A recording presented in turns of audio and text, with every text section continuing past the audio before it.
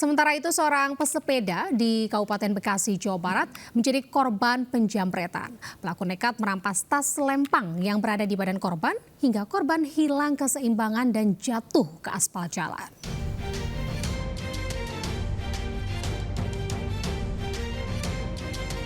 Asik sedang bersepeda, pemuda ini kaget lantaran tas selempang yang berada di badannya digasak penjamret menggunakan motor tanpa plat. Korban yang hilang keseimbangan langsung terjatuh.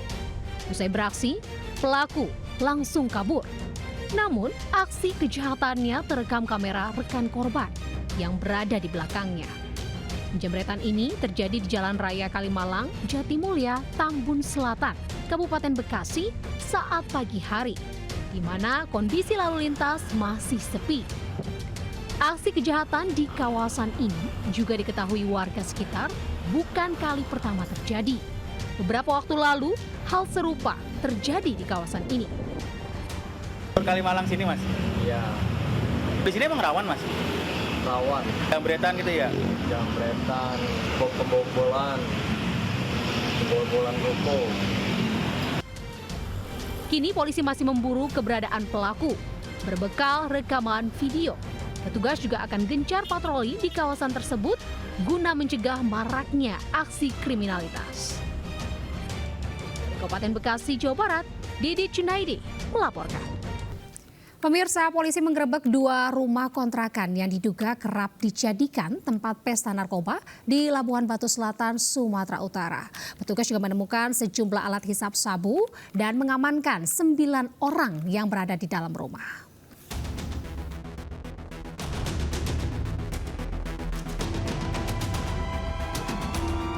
Personel Satres Narkoba Polres Labuan Batu menggerebek 2 rumah kontrakan yang diduga kerap dijadikan tempat transaksi dan pesta narkoba di lingkungan Simaningir, Kota Pinang, Labuan Batu, Sumatera Utara. Penggerebekan usai menerima laporan sejumlah warga sekitar yang resah aktivitas di rumah kontrakan tersebut. Dari hasil penggeledahan ditemukan beberapa alat hisap sabu serta plastik klip kecil bekas sabu. Sementara sebanyak 9 orang diantaranya 3 wanita dan 6 pria yang berada di dalam rumah diamankan ke Mapores sekaligus menjalani tes urin. Kita temukan diduga tempat penyalahgunaan dan mengamankan barang-barang yang diduga alat untuk menggunakan. Tadi ada berapa tersangka yang menembak?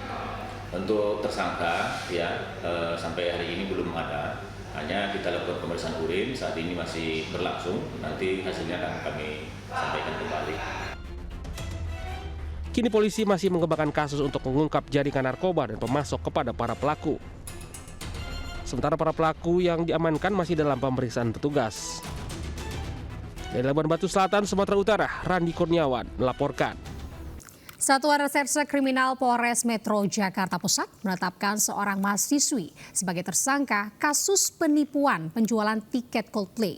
Tak tanggung-tanggung, total kerugian yang dialami 5 orang reseller sebanyak 2.261 tiket atau senilai 5,1 miliar rupiah.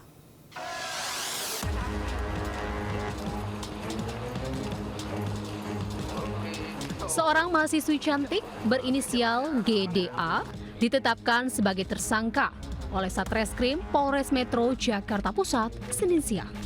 Mahasiswi perguruan tinggi swasta Jakarta ini hanya bisa tertunduk malu saat dihadirkan dalam gelar perkara kasus penipuan penjualan tiket band asal Inggris Coldplay. Modus tersangka mengiming-imingi para reseller tiket untuk memudahkan mendapat tiket konser Coldplay. Setelah uang dan barteran barang-barang mewah telah dilakukan para korban, tersangka tak juga memberikan tiket yang dijanjikan hingga konser berlangsung. Tak tanggung-tanggung, tersangka berhasil menipu sebanyak 2.261 lembar tiket senilai 5,1 miliar rupiah. Kami tetapkan sebagai tersangka GDA ini dan kami lakukan penahanan mulai hari Jumat kemarin. Total saksi yang sudah kami periksa sebanyak 7 orang.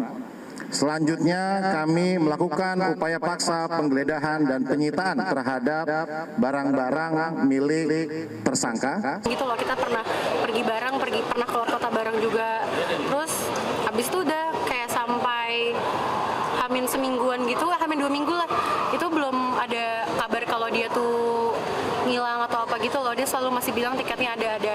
Tiba-tiba yang tanggal 14 malam kan ketangkap di sini. Itu masih mau nyoba mikir kayak, ya semoga aja beneran ada tiketnya. Ternyata hari H bener-bener zonk, nggak ada. Dari tangan tersangka, polisi berhasil mengamankan sejumlah barang mewah milik korban seperti tas, sepatu, dan sendal dengan merek ternama. Para korban pun harus gigit jari tak bisa menonton konser. Jakarta, Rani Sanjaya melaporkan. 2 pelaku curanmor ditangkap polisi di Bangkalan, Jawa Timur. Identitas mereka terungkap karena telepon genggam salah satunya tertinggal di lokasi.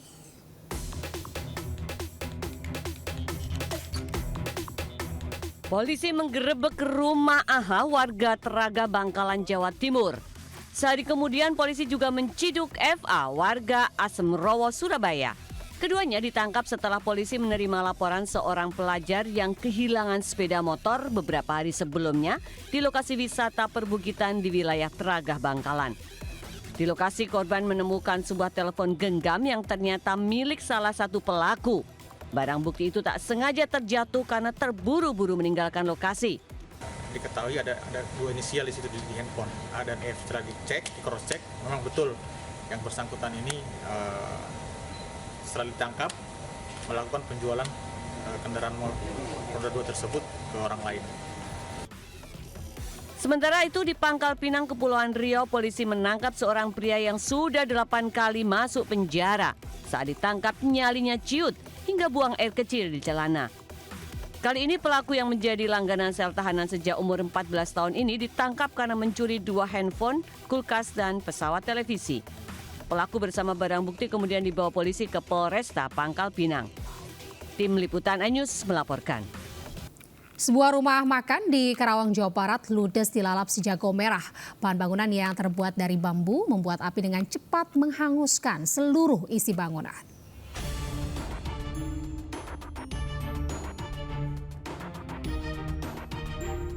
Api dengan cepat melahap seluruh bangunan sebuah rumah makan di Jalan Siliwangi, Karawang, Jawa Barat.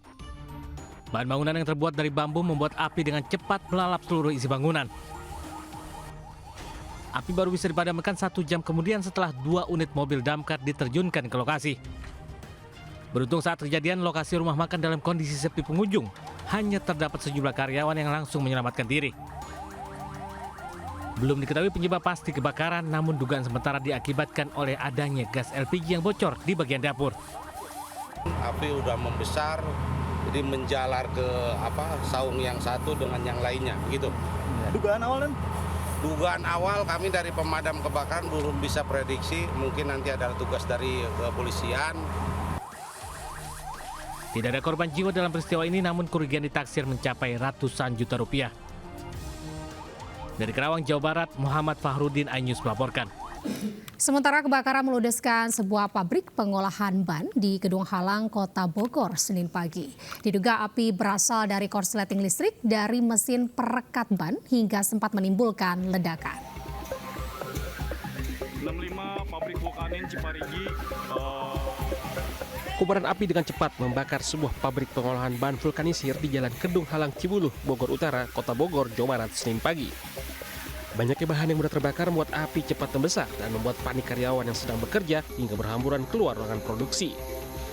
Api baru padam setelah 5 damkar tiba di lokasi. Bahkan pada saat proses pemadaman, sempat terdengar ledakan di dalam pabrik. Diduga kebakaran ini dipicu akibat korsleting listrik dari salah satu mesin perekat pengolahan ban. PT Vulkanin Jaya. Jadi ketika dilakukan proses vulkanisir ban, diduga ada percikan api dari alat pemanas. Kini polisi masih menyelidiki penyebab pasti terjadinya kebakaran. Beruntung tak ada korban jiwa dalam peristiwa ini, namun kerugian ditaksir ratusan juta rupiah. Dari Bogor, Jawa Barat, Andi Firmansyah melaporkan. Karena jalan licin usai diguyur hujan, truk pengangkut sampah menabrak sebuah minibus dan terguling di Jalan Kiai Haji Mas Mansur, Tanah Abang, Jakarta Pusat pada Minggu malam. Akibat kecelakaan tersebut, arus lalu lintas mengalami kemacetan panjang.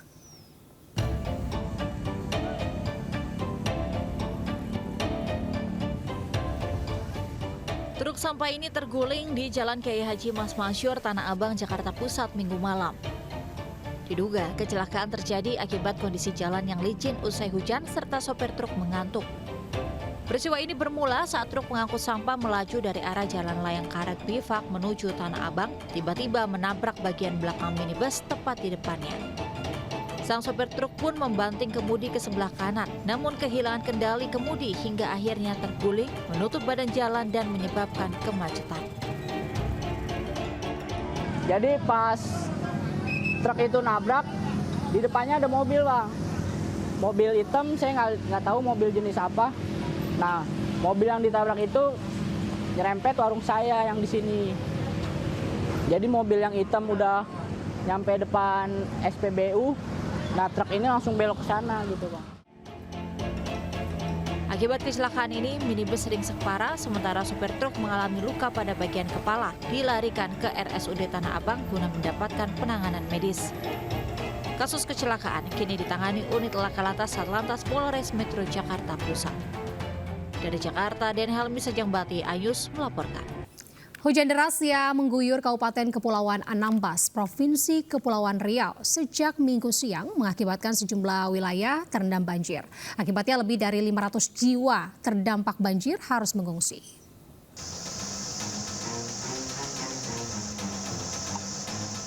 Banjir yang menggenangi sejumlah wilayah di Kabupaten Kepulauan Anambas, Provinsi Kepulauan Riau ini terjadi sejak Minggu siang. Banjir terjadi akibat luapan air sungai Sugi yang tidak mampu menampung tingginya debit air. Selain itu, banyaknya pemukiman warga yang ada di bantaran sungai juga menyebabkan aliran sungai terhambat. Akibatnya, 7 titik di Kecamatan Siantan, Kepulauan Anambas terendam banjir setinggi pinggang orang dewasa. Diperkirakan lebih dari 500 jiwa mengungsi ke tempat yang lebih aman atau di rumah kerabat. Meski tidak ada korban jiwa, namun kerugian miliaran rupiah dialami oleh warga akibat terkena banjir. Debit air yang cukup tinggi, karena tumpahan dari air atas kurang lebih 3 jam kita diguyur hujan sehingga mengakibatkan proses kita terendam air. Kini warga berharap bantuan pemerintah atas banjir yang melanda wilayah mereka. Dari Kepulauan Anambas, Alfi Al-Rashid, iNews melaporkan. Pemirsa, 2 jenazah korban kecelakaan kereta api melawan minibus di Lumajang dimakamkan dalam liang lahat yang sama di pemakaman Jarak Putat Jaya, Surabaya, Jawa Timur. Sementara polisi gelar olah TKP lanjutan di lokasi kecelakaan kereta lawan minibus untuk mengetahui sebab terjadinya kecelakaan.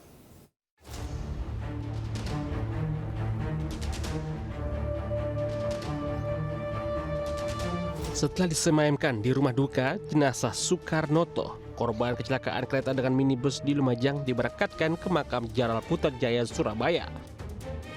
Sebelumnya jenazah Titi Rustianti juga telah dimakamkan di pemakaman Jarak Putat Jaya, Surabaya. Keduanya dimakamkan di tempat yang sama. Sementara di Lantas Polda Jawa Timur menggelar olah TKP kecelakaan maut minibus dengan kereta api Purbowangi di Desa Ranupakis, Lumajang. Selain itu, petugas juga memeriksa 4 saksi dalam kecelakaan maut tersebut dan pemeriksaan rambu-rambu di perlintasan tanpa palang pintu itu. Saat ini kita sudah melakukan pemeriksaan sebanyak 4 orang saksi, baik itu yang melihat langsung maupun relawan yang biasanya bertugas di persimpangan sebidang kereta api tanpa palang pintu ini. Kemudian kita juga akan melakukan pemeriksaan kepada pihak KAI ya, dari masinis yang kemarin mengendarai. Sebelumnya kereta api Purbowangi jurusan Banyuwangi Surabaya menabrak sebuah minibus di jalur perlintasan tanpa palang pintu di Lumajang, Jawa Timur, Minggu malam. Akibat kecelakaan, 11 orang meninggal di lokasi kejadian, dan 4 orang alami luka serius dilarikan ke Rumah Sakit Dr. Haryoto Lumajang. Tim Liputan melaporkan. Ketua Komisi Pemberantasan KPK, Firly Bahuri, menjalani pemeriksaan dari Dewan Pengawas atau Dewas KPK. Firly diperiksa terkait dengan dugaan pelanggaran etik atas pertemuan dengan Syahrul Yassin Limpo. Ketua Komisi Pemberantasan KPK, Firly Bahuri, menjalani pemeriksaan dari Dewan Pengawas atau Dewas KPK selama 3 jam. Firly diperiksa terkait dengan dugaan pelanggaran etik atas pertemuan dengan Syahrul Yassin Limpo. Sebelum diperiksa, Firly sempat menjumpai awak media untuk menjelaskan bahwa dirinya tidak melakukan pemerasan dan gratifikasi seperti apa yang dituduhkan. Bahkan ia menuding hal yang dituduhkan kepada dirinya merupakan serangan balik dari seorang koruptor atau when corruptor strike back. Firly juga menjelaskan beberapa kali ia tidak hadir dari pemeriksaan karena ada tanggung jawab yang harus diurus sebagai Ketua KPK. Bahwa saya telah mengikuti seluruh proses hukum yang berlangsung.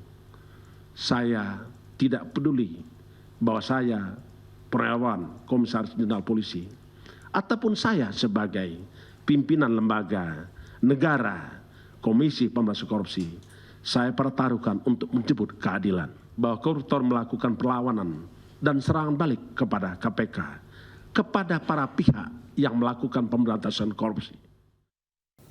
Pemirsa, seorang ibu rumah tangga di Mandailing Natal, Sumatera Utara tewas diterkam buaya saat mandi di sungai yang tak jauh dari rumahnya. Warga beramai-ramai mengevakuasi jasad korban yang ditemukan 2 jam kemudian.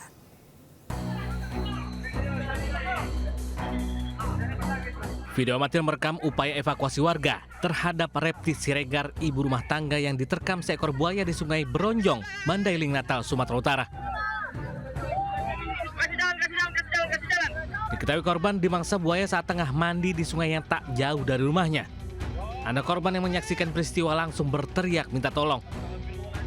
Warga yang mendengar teriakan minta tolong berusaha menyelamatkan, namun naas tubuh korban ditemukan 2 jam usai kejadian dalam kondisi tak bernyawa.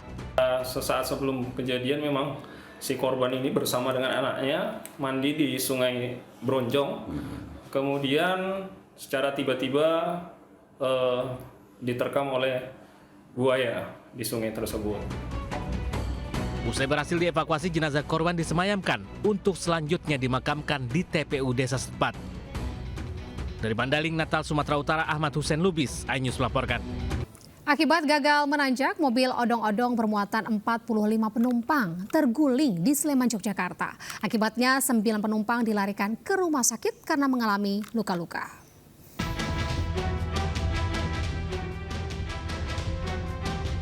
Sebuah mobil odong-odong terbalik setelah gagal menanjak di Jalan Desa Sumberwatu menuju Gatak, tepatnya di Desa Bokoharjo, Kecamatan Prambanan, Kabupaten Sleman, Yogyakarta. Kecelakaan terjadi diduga karena kelalaian sopir kendaraan yang dimodifikasi itu hingga terlambat mengoper persneling.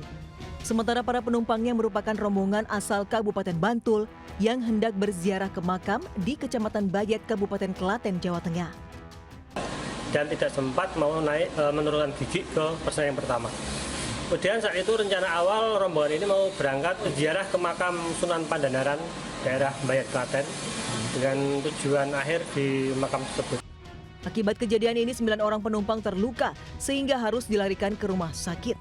Guna penyelidikan lebih lanjut, sopir bersama barang bukti mobil odong-odong diamankan oleh unit Gakum Satlantas Polresta Sleman. Dari Sleman, Yogyakarta, Heru Triyoko, iNews melaporkan. Sementara itu dipicu korsleting di bagian mesin, sebuah minibus Elf berpenumpang para wisatawan terbakar hebat di jalur wisata Telaga Sarangan, Magetan, Jawa Timur. Beginilah kebakaran hebat yang membakar sebuah minibus Elf berisi para wisatawan di jalur wisata Telaga Sarangan, tepatnya di Desa Bulu Gunung, Kecamatan Plaosan, Magetan, Jawa Timur. Kebakaran ini membuat warga sekitar dan pengguna jalan panik. Beruntung saat kebakaran terjadi, sopir dan 21 wisatawan asal Ponorogo sepulang dari berwisata di Telaga Sarangan, Magetan berhasil menyelamatkan diri. Api berhasil dipadamkan sejam kemudian usai 3 mobil damkar tiba di lokasi.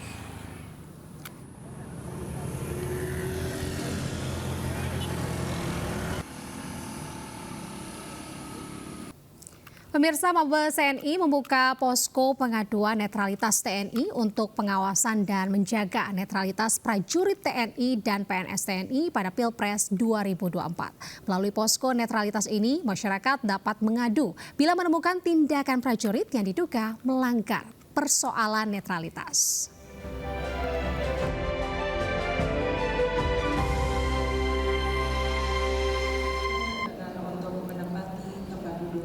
Panglima TNI Laksamana Yudo Margono meresmikan posko pengaduan netralitas TNI untuk pemilihan Presiden 2024. Pembukaan posko dimaksudkan untuk memudahkan pengawasan terhadap netralitas prajurit dan PNS TNI pada pemilu 2024. Posko netralitas menjadi tempat masyarakat membuat laporan atau mengadu bila ada prajurit TNI yang diduga melanggar persoalan netralitas dalam pemilu 2024. Masyarakat diminta membawa bukti saat melakukan pelaporan agar dapat diidentifikasi pelanggaran yang dilakukan. Selanjutnya, berkas diserahkan ke Puspom TNI dengan masa penyidikan selama 20 hari hingga penuntutan.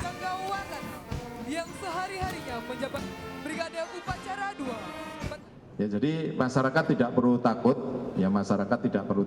dengan ini. Justru dengan posko-posko ini ya kita tentunya akan melakukan proses hukum secara terbuka. Ini saya sampaikan lagi pada para media, ya, tidak ada yang tutup-tutupi. Pemirsa, Radar Demokrasi Indonesia melaporkan salah satu capres ke Bawaslu. Pelaporan ini diduga buntut adanya pelanggaran tayangan iklan di salah satu stasiun televisi swasta terkait pemilu yang melibatkan anak di bawah umur. Radar Demokrasi Indonesia melaporkan salah satu capres ke Bawaslu terkait dugaan pelanggaran pemilu melibatkan anak di bawah umur. Dalam iklan terlihat adanya video ilustrasi anak di bawah umur yang dinarasikan untuk kesejahteraan anak dengan nama Capres-Cawapres pada bagian akhir iklan. Selain itu, berdasarkan ketetapan KPU, masa kampanye Capres-Cawapres baru akan dimulai 28 November mendatang hingga 10 Februari 2024. Radar Demokrasi Indonesia akan menambah alat bukti lainnya untuk memperkuat laporan agar demokrasi pemilu berjalan baik. Video dan gambar itu sudah jelas terang-terangan dia melakukan kampanye dan melibatkan ada video atau gambar seorang anak gitu, anak yang di bawah umur, yang mana jelas-jelas itu sudah melanggar undang-undang ya, pemilu gitu. Pemirsa, selain UMKM, Partai Perindo terus tunjukkan komitmennya dalam memajukan olahraga di tanah air. Hal ini dibuktikan dengan digelarnya turnamen futsal di Kota Tebing Tinggi dan kejuaraan bulu tangkis di Bandung.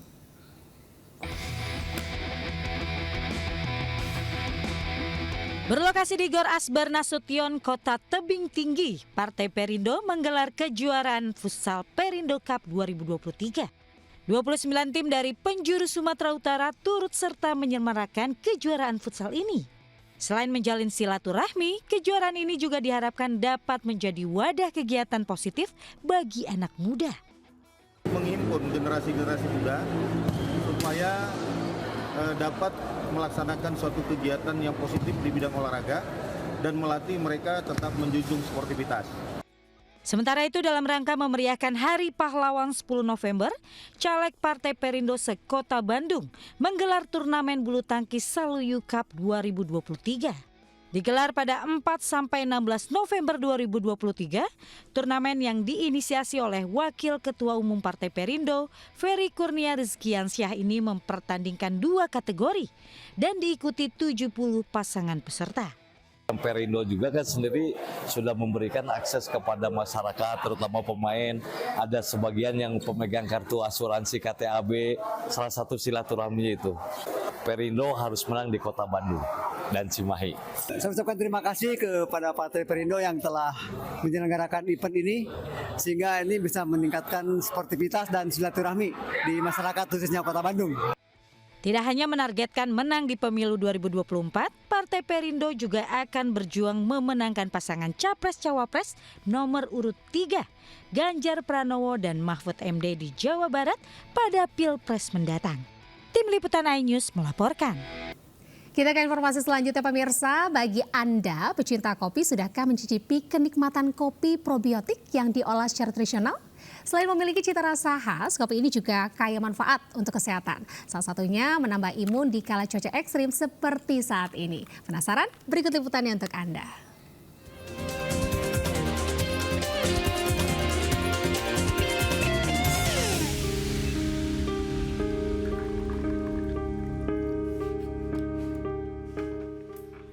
Segelas kopi ini tak berbeda dengan kopi pada umumnya. Namun saat dinikmati, ternyata memiliki cita rasa unik. Ya, inilah kopi Robusta probiotik yang difermentasi secara tradisional. Adalah Warjito, warga desa Paseh, Banjarmangu, Banjarnegara, Jawa Tengah, yang berinovasi menciptakan kopi yang aman dan menyehatkan ini. Berawal keresahannya mendengar kerabat tak bisa menikmati kopi karena masalah lambung, akhirnya Warjito memproduksi kopi probiotik. Berbahan kopi Robusta unggulan, kopi difermentasi selama 1 kali 24 jam dengan menambahkan cairan probiotik. Selanjutnya kopi dijemur dan diolah secara tradisional. Adanya bakteri baik, salah satunya Lactobacillus, menjadikan kopi probiotik banyak manfaat untuk kesehatan. Sensasi rasanya kopinya lebih nyaman di perut karena kopi probiotik ini unik daripada kopi yang lain. Selain aman untuk lambung, kopi ini juga mampu menjaga imun tubuh dan menjaga kesehatan jantung. Ini kopi itu semua orang berhak ngopi, tapi ada orang yang lambungnya sensitif itu nggak berani ngopi. Sehingga saya berpikir gimana ya orang lambungnya sensitif tapi bisa ngopi. Sehingga saya coba pelajari akhirnya dengan difermentasi probiotik, orang yang lambungnya lemah pun aman untuk ngopi. Nah, bagi Anda yang bermasalah dengan lambung, kini tak perlu khawatir untuk menikmati kopi dengan bebas. Dari Banjarnegara, Jawa Tengah, Elis Novit, iNews melaporkan. Pemirsa, spearfishing atau menombak ikan merupakan teknik menangkap ikan sambil menyelam yang memiliki sensasi tersendiri bagi penggemarnya. Nah, di Desa Wisata Nelayan Sumur Pandeglang, Banten, pemirsa, pengunjung bisa mencoba menangkap ikan dengan spearfishing sambil menikmati keindahan bawah laut.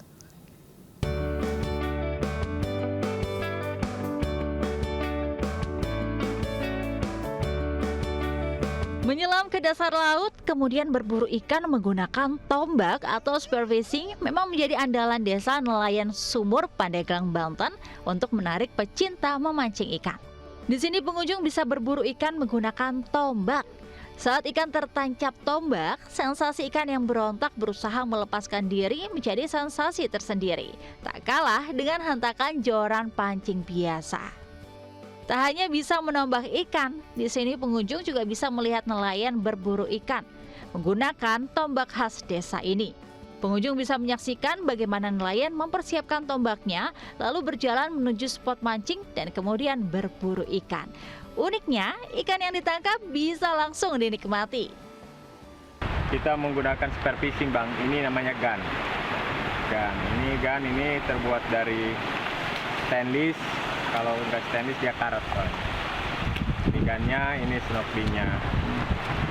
Nah itu biasanya kalau di sini ya jenis ikannya apa aja yang dicari ya? Kalau jenis ikan, semua jenis ikan di laut ada di sini. Teknik menangkap ikan dengan menggunakan tombak memang sudah menjadi keahlian turun-temurun di desa nelayan ini. Dengan teknik ini, mereka bisa mendapatkan banyak cuan dari menjual hasil tangkapan namun tidak merusak terumbu karang.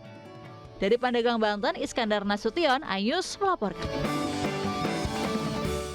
Pemirsa, puncak perayaan hari ulang tahun ke-34 MNC Group digelar di MNC Studios Kebonjeruk, Jakarta Barat. Momen spesial perayaan tersebut semakin meriah dengan kehadiran puluhan artis ternama dan tokoh nasional. Bertajuk Bangkit Bersama MNC Group menggelar Anniversary Celebration ke-34 di MNC Studios Kebonjeruk, Jakarta Barat. Acara ini dihadiri sederet tamu penting, diantaranya Capres Ganjar Pranowo, Ketua DPR RI Puan Maharani, hingga Wakil Menteri Pariwisata dan Ekonomi Kreatif Angela Tanusudibio. Di hari jadinya ini, MNC Group terus berusaha mewujudkan perusahaan yang bertumbuh positif untuk kemajuan bangsa. Luar biasa, terima kasih ke Bu Puan atas dukungannya berkenan hadir di acara puncak ulang tahun MNC Group. Ya, harapan kami, saya khususnya, MNC bisa terus tumbuh dengan baik dan lebih penting lagi bisa mewarnai ikut ambil bagian dalam membangun Indonesia juga. Ya, saya mendukung dan sangat mengapresiasi MNC Group yang sudah didirikan oleh Pak Haritanu dengan segala kerja kerasnya tadi sudah disampaikan oleh Pak Haritanu. Jadi memang harus muncul perusahaan-perusahaan seperti ini untuk Indonesia unggul ke depan. Tak ketinggalan, MNC Group juga terus mengajak para karyawannya untuk bersinergi memajukan perusahaan serta adaptif dalam menghadapi perubahan. Kita harapannya ke depannya bisa lebih adaptif selalu inovatif dan sesuai dengan tema tahun ini Bangkit Bersama, ya kita bisa terus bangkit bersama sebagai satu kesatuan di MNC Group. Acara malam puncak perayaan HUT ke-34 MNC Group turut dimeriahkan sederet artis ternama tanah air. Dari Jakarta, Esra Ambarita, Damar Wicaksono, iNews melaporkan. Pemirsa, fenomena alam aneh terjadi di Kabupaten Banjarnegara, Jawa Tengah. Sebuah sumur milik warga tiba-tiba menyemburkan air cukup deras hingga meluber dan mengakibatkan rumah pemilik sumur kebanjiran.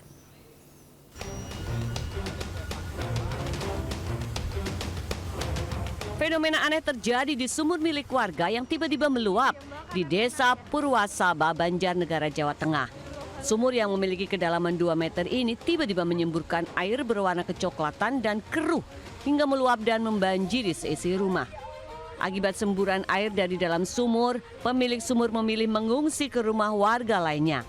Warga juga khawatir jika semburan air terus terjadi akan mengakibatkan banjir yang lebih besar. Sementara diduga luapan air berasal dari lubang irigasi yang terletak tak jauh dari rumah warga. Dari Banjarnegara, Jawa Tengah, Elis Novit, iNews melaporkan. Pemirsa, warga Desa Sepang, Kecamatan Boleng, Kabupaten Manggarai Barat, Provinsi Nusa Tenggara Timur, digegerkan dengan kelahiran seekor anak babi yang tidak lazim dan baru pertama kali terjadi.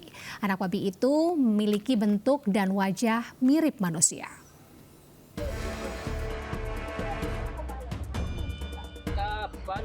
Sebuah video amatir memperlihatkan seekor anak babi yang baru lahir memiliki satu bola mata dan memiliki kulit berwarna putih mulus tanpa bulu.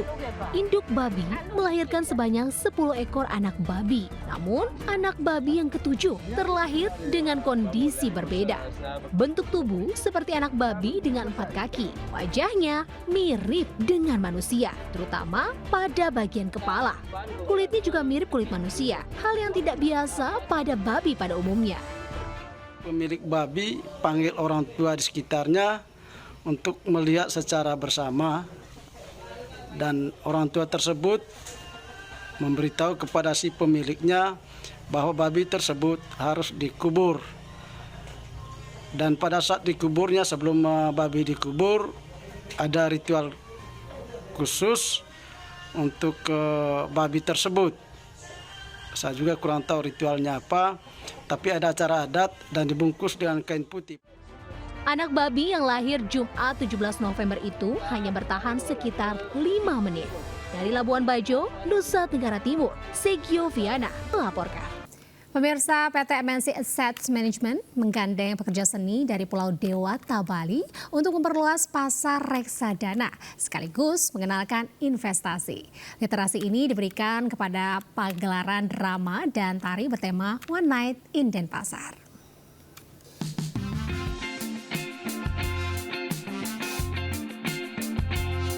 Pagelaran drama dan tari bertema One Night in Denpasar berlangsung meriah di Gedung Politeknik Keuangan Negara STAN, Tangerang Selatan.